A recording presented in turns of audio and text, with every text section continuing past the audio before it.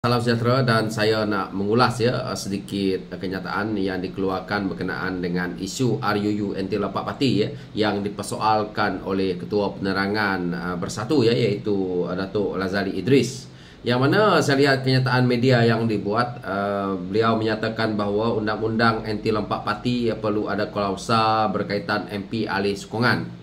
Jadi saya lihat di sini kenyataannya juga menyatakan undang-undang berkaitan dengan NT Lopak Parti dalam Akta Perlembagaan Pindaan nombor 3 2022 Akta A 1663 perlu ditambah baik dengan memasukkan klausa berkaitan tindakan ahli Dewan Rakyat mengalihkan sokongan yang sepatutnya turut didefinisikan sebagai lompat parti.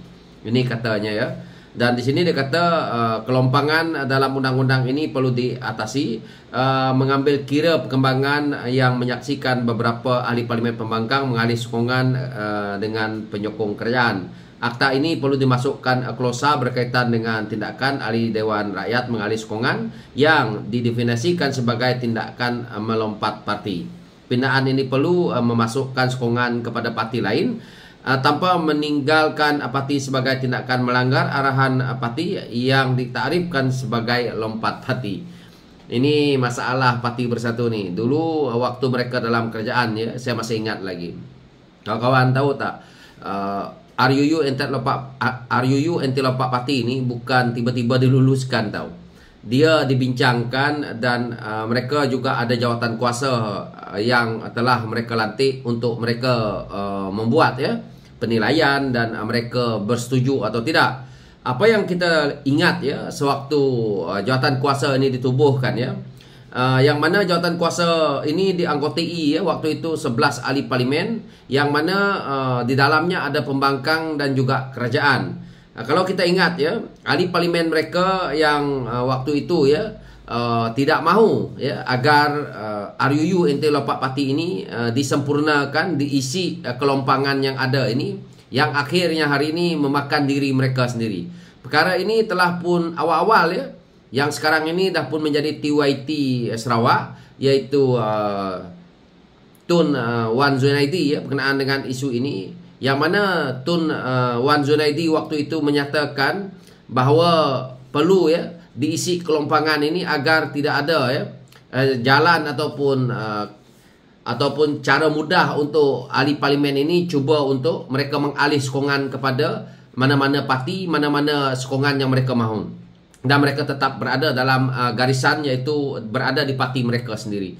Jadi apa yang berlaku hari ini, apabila dah terhentak dah terkena dengan batu itu melantun kena mata Tan Sri Muhyiddin Yassin sendiri, kena mata Hamzah sendiri, kena mata kepada Razali Idris ini sendiri, maka mereka meraung kesakitan.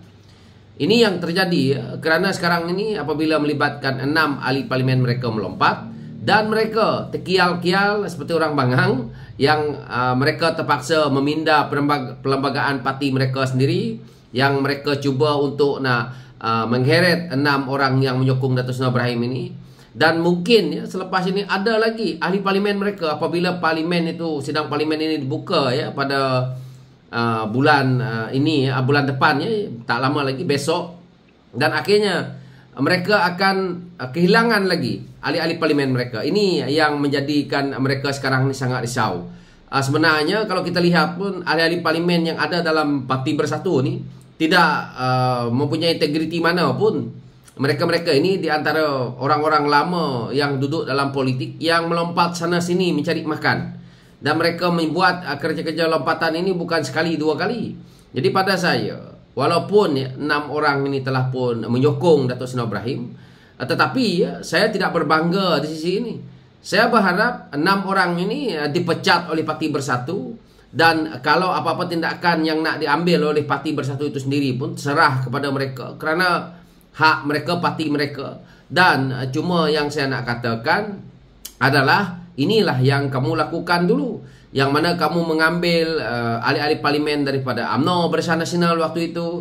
Lepas itu yang paling parah kenapa Kerajaan Pakatan Harapan itu tumbang, bukan disebabkan oleh sokongan ataupun rakyat mau, Tetapi disebabkan oleh 10 orang ya, ahli parlimen daripada Parti Keadilan itu melompat, yang mana geng-geng ini diketuai oleh Azmin Ali dan juga Juraida Kamarudin. Ini penyebab asalnya. Sebab itu kalau kita tengok kerajaan Tan Sri Muhyiddin Yassin ataupun kerajaan Perikatan Nasional itu rapuh sangat. Mereka cuma ada majoriti 113 ataupun 114.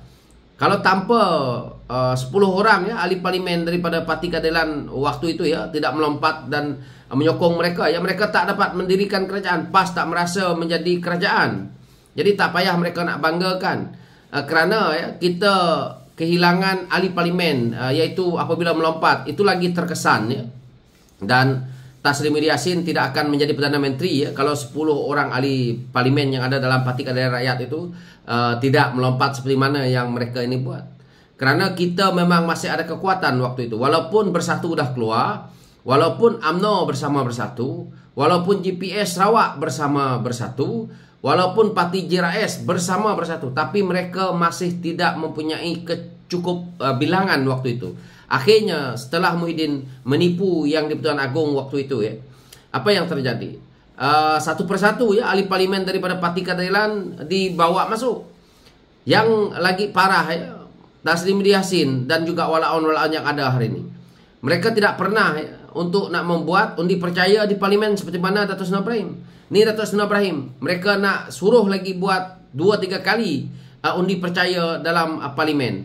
Ini sikap mereka yang hipokrit. Bila kena batang hidung, mereka melompat. Tapi pada saya, apa juga pandangan seperti mana yang Datuk Lazali sebagai Ketua Penerangan Bersatu ini meroyankan ini. Ini bagus. Supaya mana-mana kerajaan akan datang akan kukuh dan tidak ada lagi ahli-ahli parlimen ini yang nak melompat, dan mereka akan tetap duduklah dalam parti lama mereka. Dan kalau mereka mempunyai keyakinan yang memang betul-betul mereka boleh menang atas tiket bebas, apabila dipecat, apabila dah dibuang dan akhirnya berlaku pilihan raya kecil di kawasan mereka dan mereka boleh bertanding semula dan menang, itu adalah pada saya sikap yang lebih bagus. Jadi apa yang berlaku sekarang ini menurut saya seperti mana yang saya ulas tadi ya, lebih baik Parti Bersatu pecat 6 orang ini dan biarkan mereka bebas sementara waktu. Tetapi dalam waktu yang sama, pelembagaan parti itu yang telah pun mereka kata dah dipindah. Dan kita juga berharap selepas ini dibentangkan bahawa kelompangan yang ada pada RUU Anti-Lompat Parti ini harus diperbaiki. Dan hari ini kita sama-sama nikmati susah senangnya RUU Anti-Lompat Parti itu kepada ahli-ahli politik ini.